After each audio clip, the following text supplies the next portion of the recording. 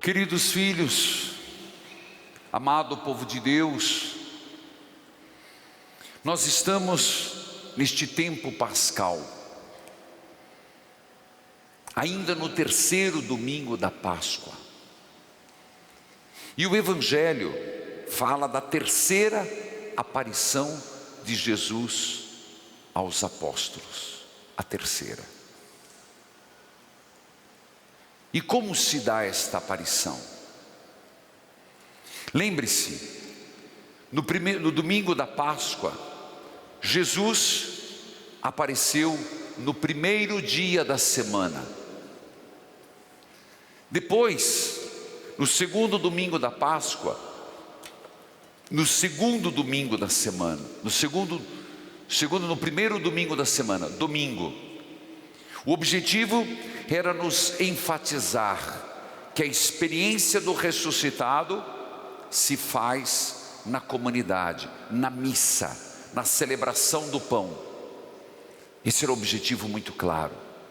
Esta terceira aparição, ele não diz, João, que era num domingo.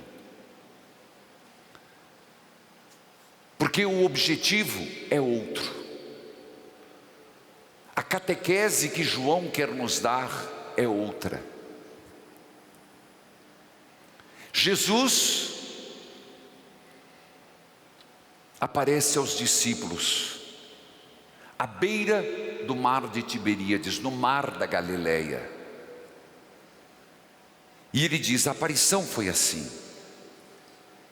Veja, os apóstolos estavam lá, Simão Pedro, Tomé, Natanael, os 2 filhos de Zebedeu e os outros 2 discípulos. Se você contar, são 7. Ora, cadê os outros? Para quem lê João, sabe que 7 significa a totalidade. Portanto, são 7 que estão representando todos os apóstolos. E eles estão onde? Na barca. Pedro vai dizer: vamos pescar. Veja, não te chama a atenção? Pedro era pescador. E quando ele diz vamos pescar, Pedro está dizendo: voltemos ao nosso ofício anterior, pescar peixes. Voltemos àquilo que sabemos fazer. Meus irmãos, não foi fácil o que eles viveram em Jerusalém. Não foi fácil ver o mestre morrer. Não foi fácil estar entre 2 ladrões. Não foi fácil ver Jesus sendo desacreditado. Então, o que ele disse? Vamos pescar. Vamos voltar à nossa antiga missão.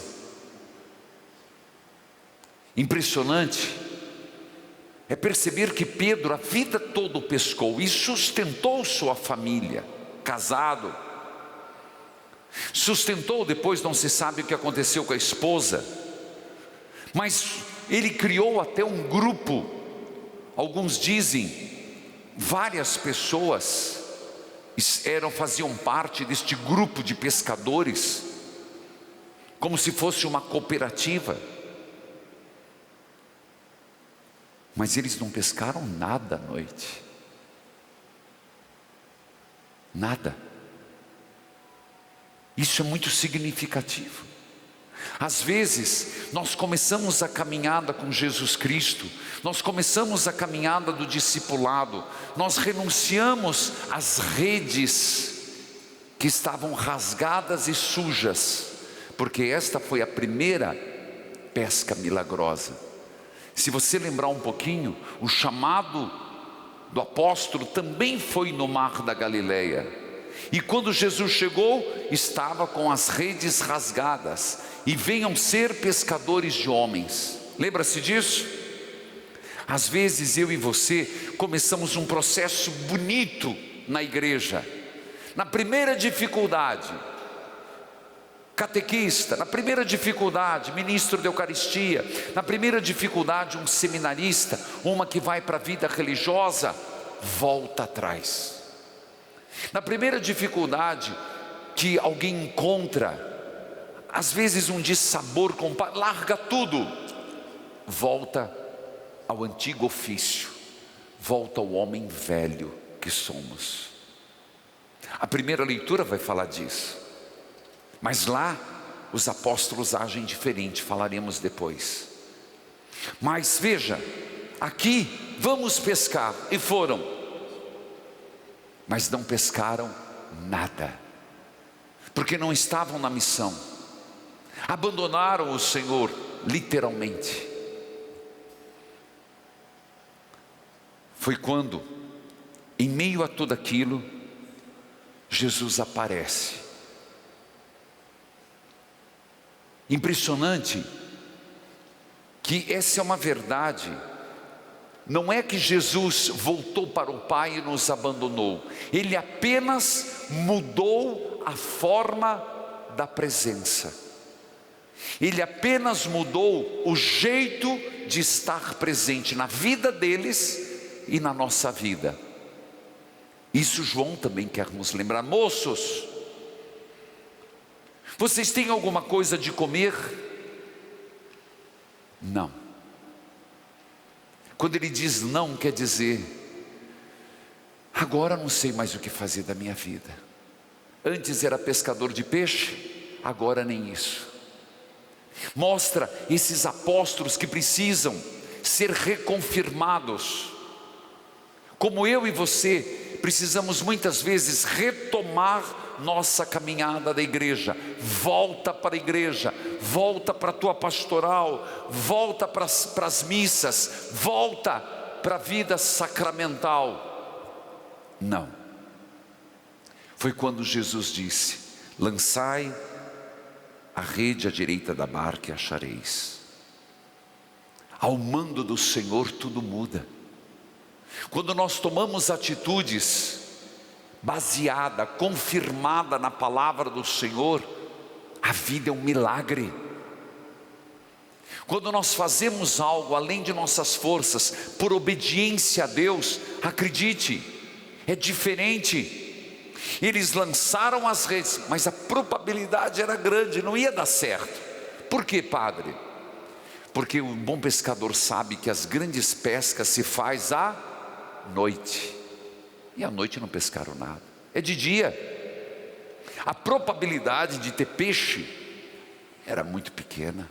A margem, pensa assim, Jesus estava na margem, os apóstolos estavam perto, e ele diz: lançai a rede. Na margem pegar peixe, é milagroso por isso, e é milagroso pela quantidade. Lançaram. É a segunda pesca milagrosa, e é impressionante, meus irmãos, o chamado foi numa pesca milagrosa, a confirmação do chamado numa pesca milagrosa. Isso não pode passar despercebido. Você lembra que num dos evangelhos, Jesus pediu para as mulheres falar: fale para os meus que vão para Galileia, eu os esperarei lá. E eu dizia: volte onde tudo começou, volte onde eu os chamei, volte onde vocês me conheceram, volte ao amor primeiro, volte àquele momento onde teu coração abrasava de amor por Deus e nada te tirava isso. E se repete o mesmo gesto. Pesca milagrosa, pesca milagrosa. Mas aqui, meus irmãos, João faz questão de falar o número dos peixes. Eram grandes, devido à quantidade de peixes. 153 peixes. Não é por acaso. 153 peixes. Para a comunidade de João, para quem era acostumado com a Bíblia, os números dizem muito. Eu falei, na barca só tinha 7. 150 por quê? E 3. 50, totalidade. Vezes 3, mais 3. 50 vezes 3, vezes a perfeição. Mais a Santíssima Trindade, a totalidade de tudo. É todo mundo a ser resgatado. Naquelas redes, em 153, não é o que dizem que era a quantidade de peixes que tinha na Galileia, naquele mar, não. Não era espécie. É o significado de que todo mundo precisa ser resgatado, tirado das águas. Por quê? Porque o ser humano, água, mar, na Bíblia, sempre significa lugar perigoso. Um judeu, tanto que você escuta falar que os vikings eram navegadores, mas você não escuta falar que os judeus eram navegadores. Os espanhóis eram navegadores. Judeu tem medo de mar. Mar para eles significa lugar do caos, da maldade, águas agitadas, ventos fortes, monstros eles acreditavam. Então é preciso resgatar. O mundo precisa ser resgatado das águas traiçoeiras, dos ventos fortes, das intempéries da vida. Recolha o mundo e traga para a margem. O quê? Onde que estava Jesus? Na barca? Estava onde? Na terra firme. A vida é num mar, é uma travessia, mas o Senhor nos espera em terra firme. O judeu sabia muito bem que é isso, e nós somos a pensar: a terra firme é o céu, a terra firme é Jesus, a terra firme é a rocha. Compreende isso? O mundo precisa entrar nesta rede e ser resgatado aos pés de nosso Senhor. O mundo inteiro. Esse é o grande milagre. E Jesus dizendo que se nós, não só os 7 apóstolos ou 12, nós fizermos o que Ele mandar, não tem erro. Não pela nossa força humana, mas sim pela graça do Senhor, ao mando de sua palavra, por sua obra redentora. O mundo não está perdido, a família não está perdido, o ser humano não está perdido, e nenhum peixe escapa da rede do Senhor. Que coisa mais linda! Eles ficaram maravilhados. É impressionante que quando chegaram, pisaram na terra, Ele tinha preparado um banquete.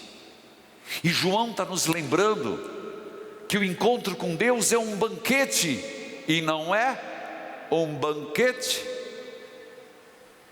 Na primeira aparição, vocês têm alguma coisa para comer? Os discípulos de Emaús partiam o pão. Quando eles chegaram com os peixes, Jesus tinha um banquete. A vida com Deus é um banquete, meus irmãos. É um banquete maravilhoso e farto. O Salmo 22, tu preparas uma mesa farta. Por isso que a gente fala os manjares celestes. Vem dessa expressão. Porque a vida com Deus, família italiana, toda família, se você olhar as tuas fotos, as melhores fotos, ou às vezes as únicas, em volta da mesa, todo mundo com boca cheia, todos balofa. Assim mesmo, as minhas também. A vida é um banquete com Deus, uma mesa farta. Por isso Jesus está lá, brasas acesas. Ele tem peixe? Tem ou não tem? Se não olharam na Bíblia, tem? Tem pão? Tem. Ora, mas ele pede o peixe deles. Você poderia dizer: padre, mas é porque era pouco peixe. Não, trazei o peixe que os peixes que apanhastes. Nós, como igreja, como cristãos, somos chamados a contribuir no banquete. O Senhor nos espera e quer o fruto da nossa missão. O Senhor leva em consideração o nosso esforço. Isso é lindo demais. Apesar que Ele podia ter tudo, vocês trouxeram peixes, você se esforçou, você amou, você fez o bem. Traga o que você tem. É tão lindo isso, meus irmãos. É como a gente faz toda Páscoa, logo depois da missa, cada um traz um prato. A gente faz aqui no salão e faz o café da manhã. Tem muitas comemorações assim. E o Senhor diz: o que você fez, o teu esforço, traz, Pedro. Mas impressionante que Ele não pede pão, nunca, porque o pão é sempre Ele se parte, Ele se dá. O peixe é o que a humanidade traz, o pão é seu coração dado na cruz e hoje no sacramento da Eucaristia. E esse pão nunca falta. Este pão é gratuito, este pão é sem esforço humano, é só dádiva divina. Vinde comer, é o convite que Deus está fazendo para mim e para você. Venham, comam, participem do banquete. Lembra que eu falei que esta aparição, ela vem paralela à primeira? Lá para convidar, aqui para confirmar. Mas tinha um que precisava de maior atenção. Vou fazer uma elucubração agora. E eu acredito que se Judas não tivesse se desesperado e se matado, ele estaria citado em um dos evangelhos. O Senhor teria dado uma atenção para ele, mas ele não aceitou. Mas Pedro precisava de atenção. É claro, se você olhar aqui, você vai dizer: Pedro foi confirmado. E se eu tivesse que terminar aqui, eu diria: aqui vem a confirmação de Pedro como Papa da igreja e seus sucessores. Mas não é suficiente. 3 vezes Jesus pergunta: tu me amas? Porque 3 vezes Pedro negou. A resposta de Pedro é muito delicada. Pedro, tu me amas? Eu te amo, Senhor. Tu conheces? Não. Pedro, tu me amas? Tu sabes que eu te amo, Senhor. Pedro, tu me amas? Essa última resposta de Pedro, toda vez que eu leio me dói. E ao mesmo tempo não é só doer, porque assim somos nós. Senhor, tu sabes tudo da minha vida, tudo. Tu sabes de mim mais do que eu mesmo. É como que Pedro dizendo: Senhor, eu sei quem eu sou. Eu não te amo como mereces, mas do jeito que eu posso, eu te amo. E Jesus o confirma: apacenta as minhas ovelhas. Primeiro pensamento: essa confirmação o Senhor está fazendo comigo e com você. Maria, José, Reginaldo, tu me amas? Não tenha medo de dizer: Senhor, tu sabes tudo, sabe tudo da minha vida, dos meus erros, dos meus acertos, das minhas esquisitices, mas tu sabes, eu te amo.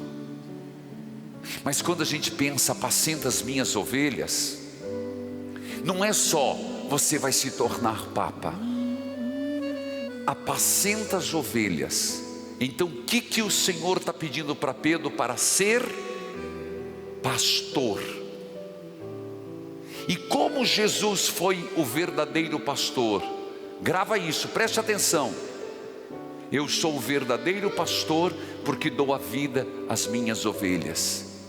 E Jesus é tão claro no que Ele está dizendo, que Ele completa dizendo: Pedro, Pedro, hoje você, quando era jovem, você se cingia para onde queria. Vai apacentar minhas ovelhas? Eu dei a vida na cruz.